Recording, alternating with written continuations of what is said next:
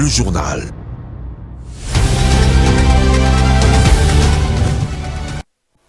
Les points sur l'actualité, mesdames et messieurs, bonsoir et bienvenue dans cette nouvelle session d'information sur Mondico aux télévisions. D'abord, les titres de votre journal. Le Premier ministre prévoit la livraison des cartes d'identité nationale d'ici au mois de juin prochain. Pour ce faire, l'ONIP, Office national de l'identification de la population, a besoin de 350 millions de dollars pour l'opération. C'est le tollé général en République démocratique du Congo après le dernier propos de Paul Kagame au Bénin. Le gouvernement congolais, via le ministre des Médias et porte-parole du gouvernement, accuse le président rwandais de transgresser l'histoire et de provoquer davantage la RDC avec ses prétentions d'occupation. L'instabilité et les faux retraits annoncés de rebelles du M23 dans les territoires occupés empêchent le déplacé des guerres à se décider de regagner leur village. Cette incertitude plonge encore plus de désolation parmi ces populations congolaises.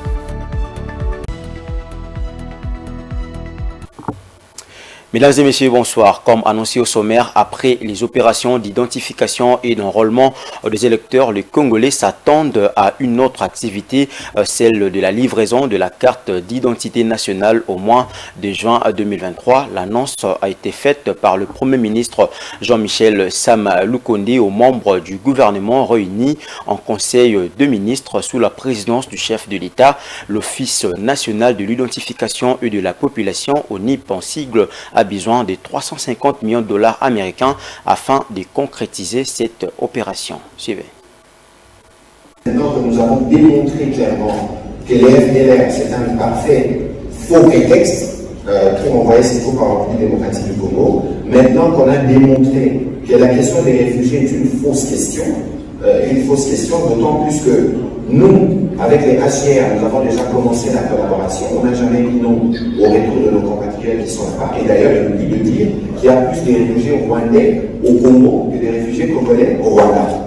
Et donc, le président de la République a rencontré dans cet esprit le patron du HCR quand il était à Genève pour dire justement la disponibilité de la République démocratique du Congo de faciliter les retours de ce compatriote à une condition. C'est que nous travaillons de manière mixte avec le HCR, évidemment avec la partie rwandaise, qui ne se sont jamais présentés dans les différentes réunions, et que par la suite, avant un quelconque retour, les autorités traditionnelles et la société civile doivent participer dans l'identification de compatriotes qui veulent revenir.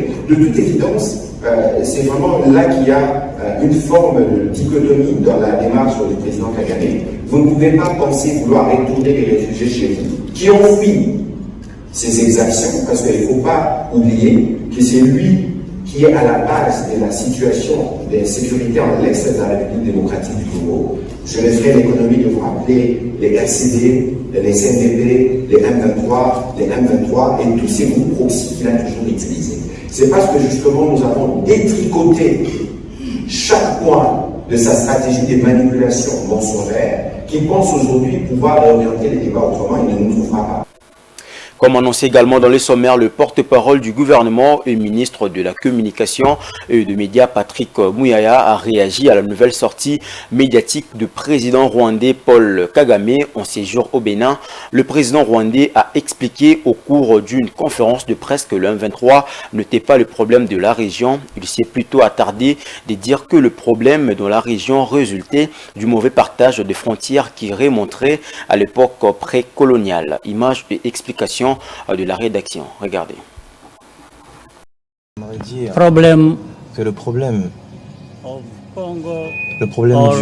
du Congo, the problem of le problème the region, de la région, le problème de la or région, even the problem of Rwanda ou même le problème encore du Rwanda, is not M23. n'est pas le M23, je suis désolé. Kagame livre peu à peu les véritables motivations de ses visées et de son soutien au M23 qui apparaît de plus en plus comme un instrument de diversion, un subterfuge qui cache les vraies intentions des Tutsis. Le président rwandais informe qu'en ce qui concerne le M23 et toutes les personnes liées au M23, c'est-à-dire les Tutsis congolais qui ont bénéficié de l'héritage rwandais, le problème est que les frontières qui ont été construites durant la période coloniale ont affecté et divisé nos peuples. Selon lui, une partie du Rwanda a été donnée au Congo, tandis que le sud à l'Ouganda.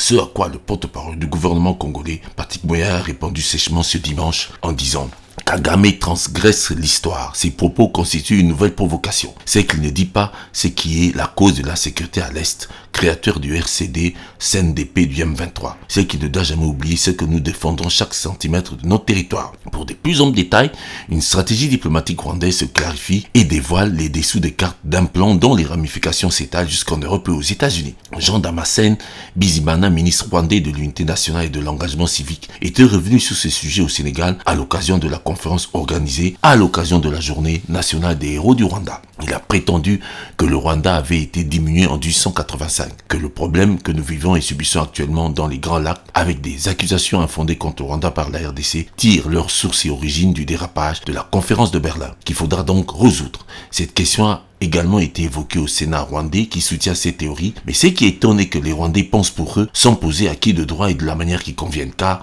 la RDC restera dans ses limites et le restera jusqu'à la fin.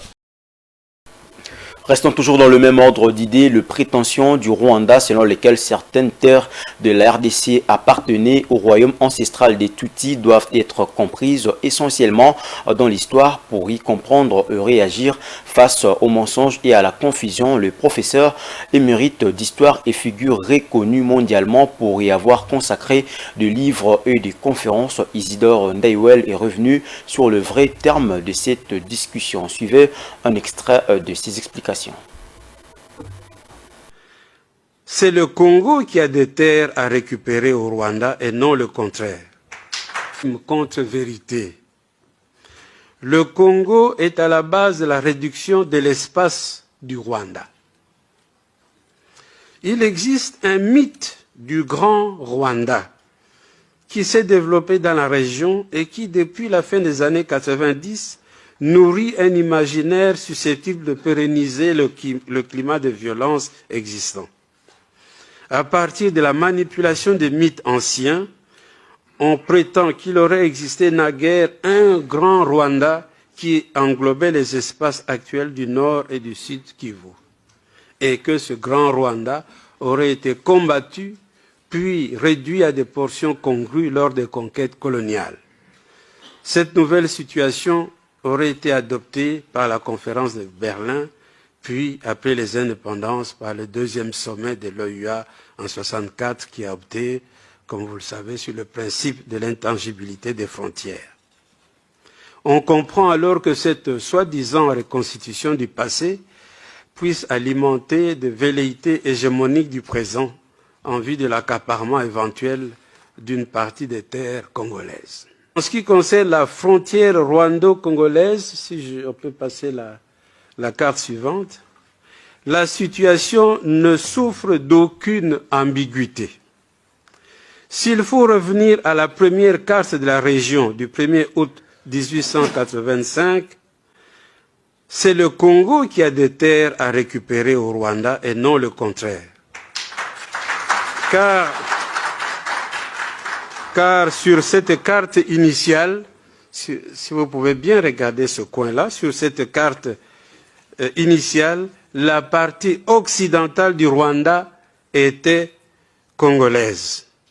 C'est l'expédition du comte allemand von Gotzen faisant la découverte du lac Kivu en 1884 qui permit la réouverture des négociations qui aboutirent à la signature de la convention du 11 août 1910 avec l'Allemagne, fixant la frontière actuelle avec le Rwanda et le Burundi.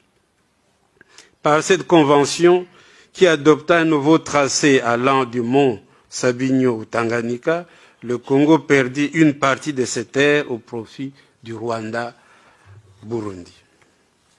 L'instrumentalisation de l'histoire des conquêtes rwandaises au XIXe siècle est également une accumulation de malentendus et même d'erreurs.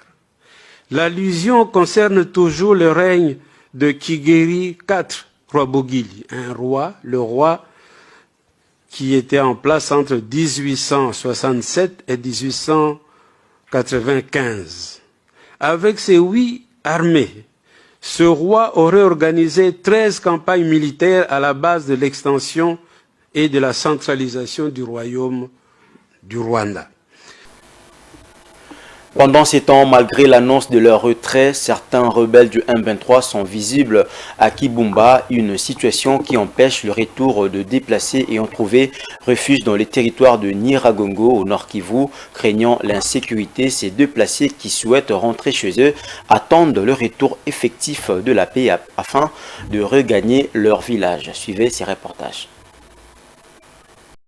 Ici à Kibati, le déplacé des guerres vivent dans la psychose totale. Pour cause, la présence des rebelles du mouvement M23 signalés aux alentours de Kibumba et dans les Rutshuru. Dans cette condition, il est difficile pour ces déplacés d'envisager un probable retour dans leur village d'origine. On a fui le rebelle et jusqu'à présent ils sont toujours là. Et les familles qui y retournent, c'est à cause de la faim car elles manquent de quoi manger ici dans les camps et les ONG ne nous donnent plus rien. Il y a ceux qui reçoivent et d'autres manquent. Je suis prêt à retourner chez moi, mais lorsque les rebelles vont partir.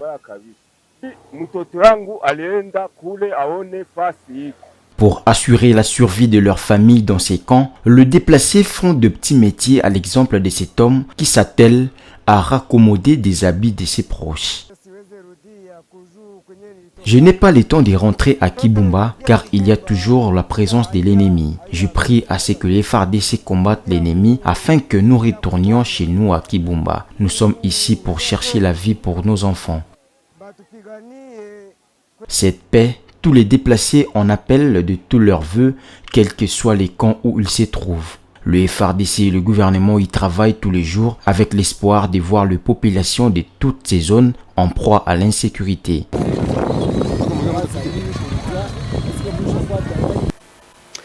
Parlons à présent processus électoral, élection de 2023 en République démocratique du Congo, des organisations de la société civile préoccupées notamment quant à la véracité des données électorales. On appelle à l'évaluation sans complaisance du déroulement du processus et estime qu'une concertation entre la CENI et toutes les parties prenantes s'organise pour évacuer toutes les préoccupations. Images et commentaires.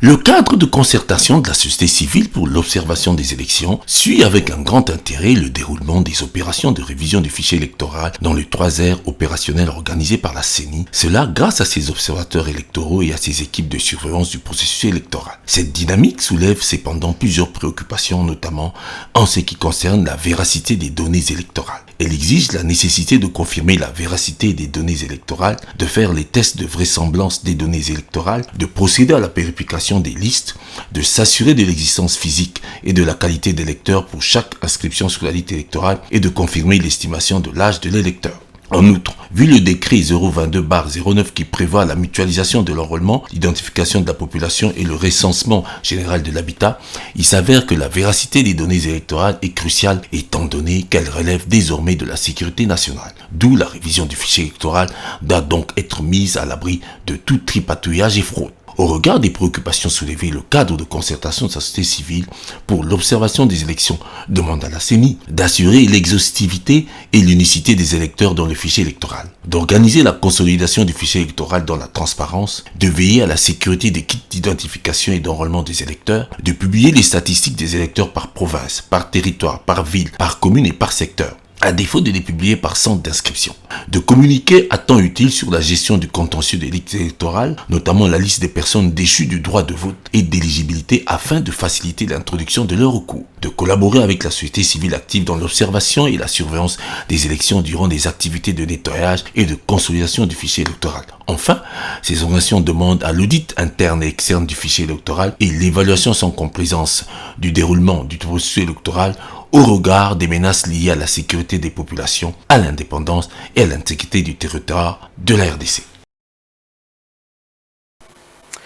Dans le reste de l'actualité, la réunion tenue à Lubumbashi par les 4 figures de l'opposition politique ayant conduit à une déclaration commune en ce qui concerne le processus électoral est critiquée par plus d'un Congolais qui craint déjà le germe d'un conflit entre ses leaders. Francis Moulaja Kabamba, président du mouvement de patriotes pour la démocratie en PD et membre du présidium de l'Amouka, et le Martin Fayoulou, s'est montré optimiste et éclaire la lanterne. Il a été joint au téléphone par Ranta Luela. La réalité est telle qu'aujourd'hui, il faut que toutes les forces acquises au changement puissent réunir leurs énergies, leurs forces au lieu d'aller à nos disperser pour obtenir des élections libres, transparentes et apaisées. Donc il ne s'agit pas d'une plateforme électorale pour nous mettre ensemble, aller aux élections ensemble, non. Mais il s'agit d'une maison qui brille et qu'on a besoin de toutes les mains disponibles pour éteindre le feu. C'est un cadre de concertation, d'unité des actions coordonnées de tous ceux qui veulent le changement dans notre pays. Parce que les élections sont hypothétiques, même si élections il y en aura, mais ça ne sera pas les élections à ces conditions, ça ne sera pas les élections crédibles, transparentes et apaisées. D'où il faut unifier nos forces pour mener des actions qui doivent amener à ce que le régime en place organise, rende la CENI démocratique, la Cour constitutionnelle démocratique et les lois sur les élections soient aussi transparentes et à la disposition et acceptables par tous. Il n'en est pas question d'un problème de financement ni de soutien de Katumbi, parce que premièrement, vous devez vous rappeler que Fayulu a fait une carrière, il a une carrière de plus de 40 ans dans la vie politique au Congo. Il n'a jamais dirigé avec aucun régime pour amasser de l'argent, mais posez-vous la question comment il est là et il continue à mener son combat. Katumbi n'était pas avec lui, Katumbi était dans l'union sacrée. Vous comprenez? Donc, il n'en est pas question de financement. Il en est question ici d'un pays qui est en train d'aller vers la balkanisation. Il s'agit d'un pays où le peuple est en train de mourir de faim. Parlons justice à présent. Il s'est ouvert au tribunal de garnison de Kinshasa-Gombe le week-end dernier une audience publique aux procédures de flagrance contre 2 policiers accusés d'enlèvement civil à l'aide de véhicules communément appelés ketch. C'était en présence du vice-premier ministre en charge de l'intérieur et sécurité, Peter Kazadi Kankonde. Laetitia Molalou nous éclaircit. 2 policiers ont été jugés par le tribunal de garnison de Kinshasa-Gombe lors d'une audience publique en procédure de flagrance qui a eu lieu samedi dernier à Kinshasa. Ayant inscrit son mandat sous le thème de la lutte contre l'insécurité, le patron de la territoriale, Peter Kazadi, a appuyé ce jugement en déclarant que ceux qui sont censés sécuriser la population doivent être exemplaires. Vous savez d'abord que je suis le ministre de l'Intérieur et de la Sécurité, comme vous l'avez dit. La police et d'autres services de sécurité relèvent de mon ministère. Lorsque j'ai été informé de cette audience en flagrance qui se passe, j'ai voulu en savoir un peu plus. Et le général ici à mes côtés m'a expliqué qu'il s'agissait des éléments de la police qui tracassent la population, qui arrêtent des gens, qui enlèvent les gens. Et on les a immédiatement déférés devant l'auditorat pour qu'ils soient jugés. Ceci rentre dans la nouvelle politique que je vais imprimer d'abord au sein de la police avant de nous occuper de tous ceux qui commettent des actes de vandalisme communément appelés des Kuluna. Il faut que la police soit d'abord disciplinée, respectueuse des lois de la République, avant de pouvoir sanctionner nos compatriotes en civil qui marchent en marge de la loi. Donc je suis venu, c'est clair que ça sera ainsi, je suis venu moi-même assister pour voir, entendre les faits, et les faits sont en train de se dérouler. Nous attendons la dernière décision, c'est le tribunal qui va prononcer. Selon les sources concordantes, ces policiers auraient extorqué aux personnes enlevées tous leurs biens. Parlons autre chose à présent. Avril 2013, avril 2023, voilà exactement 10 ans qu'existe pour le public et sa clientèle le complexe hôtelier Africana Palace. La direction générale ainsi que le conseil d'administration de cet établissement de 3 étoiles ont organisé en la soirée du samedi 15 avril 2023 une grande cérémonie d'anniversaire pour célébrer un parcours réussi et voué à encore beaucoup de grandes perspectives. Images et commentaires, suivez. Alors, Maître Moussassa, Samedi 15 avril 2023, c'est un grand jour que celui-ci pour tout le personnel, la clientèle, la direction, le conseil d'administration, bref, toute cette grande famille interne et externe qui constitue le domaine du réputé complexe hôtelier Africana Palace qui célébrait ses 10 ans depuis ses débuts en 2013. 10 ans d'existence qui s'avèrent, après évaluation et constat du parcours, bien meilleur grâce à des multiples performances opérées à tous les niveaux des services disponibles de ce prestigieux établissement. C'est dans le cadre somptueux de la salle Noah que les nombreux invités, dont le gouverneur honoraire de la Banque centrale du Congo, Jean-Claude Massamou Moulongo, Papa Guillaume Luonga et autres, ont vécu cette célébration réussie qui a commencé par une prière au Seigneur avant que se déclenche tout le protocole prévu. Pour la circonstance, d'abord le mot de bienvenue du président du conseil d'administration, M. Fabrice Moulongo, qui a salué et remercié les agents et les partenaires sans lesquels tous les résultats actuels n'auraient pas été possibles durant cette décennie. Que nous célébrons aujourd'hui le 10e anniversaire de notre hôtel Africana Palace.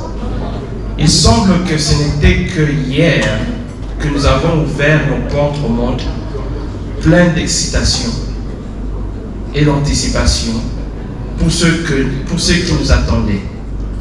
Depuis le tout premier jour, nous avons travaillé dur de manière acharnée pendant d'innombrables heures de travail et de dévouement pour offrir un service exceptionnel et créer une expérience mémorable pour chacun de nos clients que vous êtes.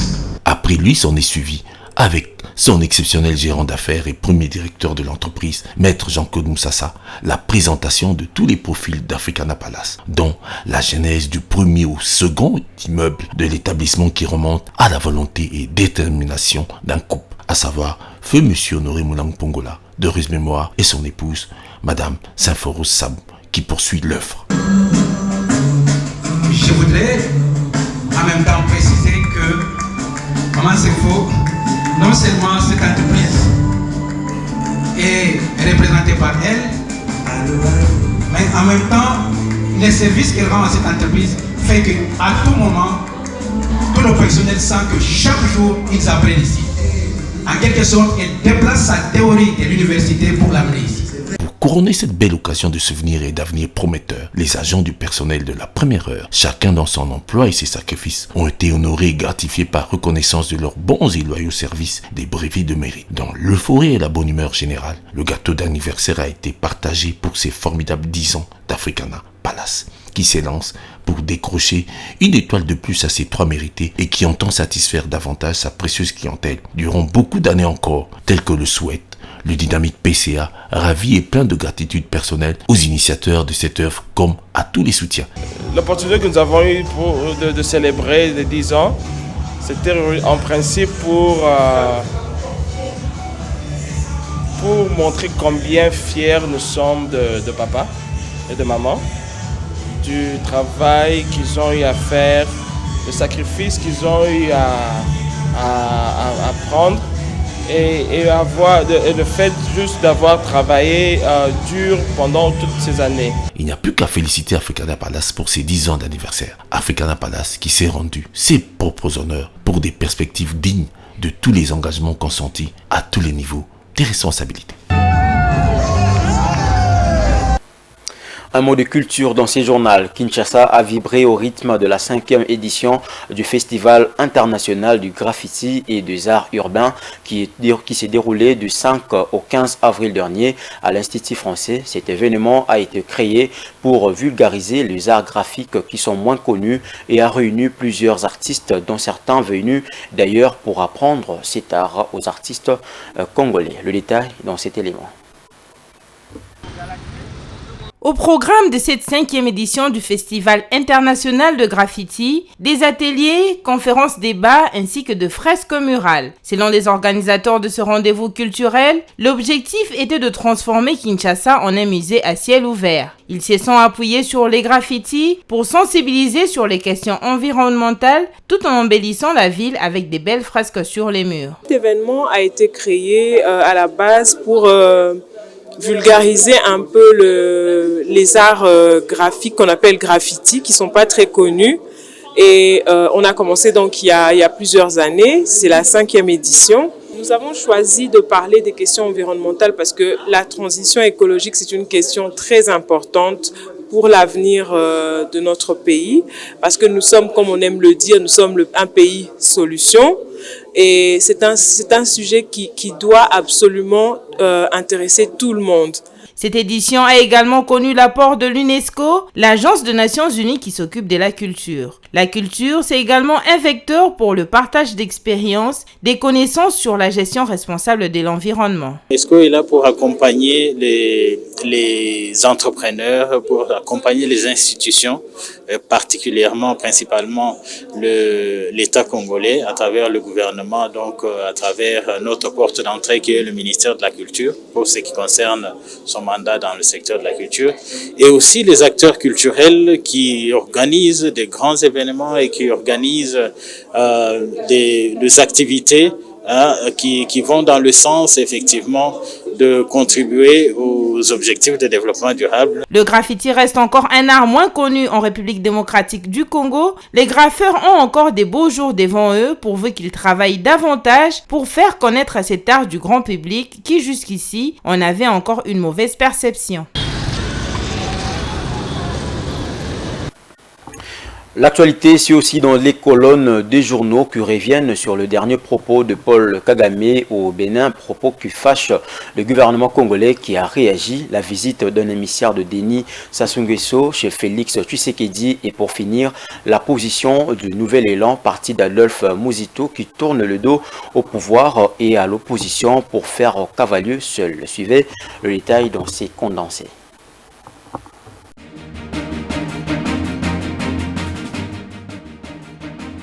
Mouyaya répond à Kagame, titre en sa manchette principale Forum des As, qui reprend en fait la réaction du gouvernement congolais via le ministre de la Communication et des Médias qui accuse le président rwandais de transgresser l'histoire en évoquant un conflit de terre entre son pays et la RDC lors d'une interview qu'il a accordée au Bénin. Conclusion, la RDC reste déterminée de contrer toutes les manœuvres de Paul Kagame qui se découvre et démontre l'instrumentalisation du M23 qui n'est qu'une coquille vide. Entre-temps, pour assurer des relations de bon voisinage avec la RDC, informe la tempête de tropique, un émissaire de Sassou Nguesso chez Félix Tshisekedi. Il s'agit du ministre de l'Intérieur, Décentralisation et Développement local, Raymond Zéphirin Mboulou, qui a remis au président congolais un message. Ceci intervient au moment où la souveraineté de la RDC a besoin de savoir sur qui compter. L'avenir, pour sa part, estime à sa une que la dernière sortie de Kagame est une provocation de trop. Dans ses ivresses et ses velléités expansionnistes, l'homme de Kigali voudrait dire à la communauté internationale qu'au-delà de la feuille de route de Luanda,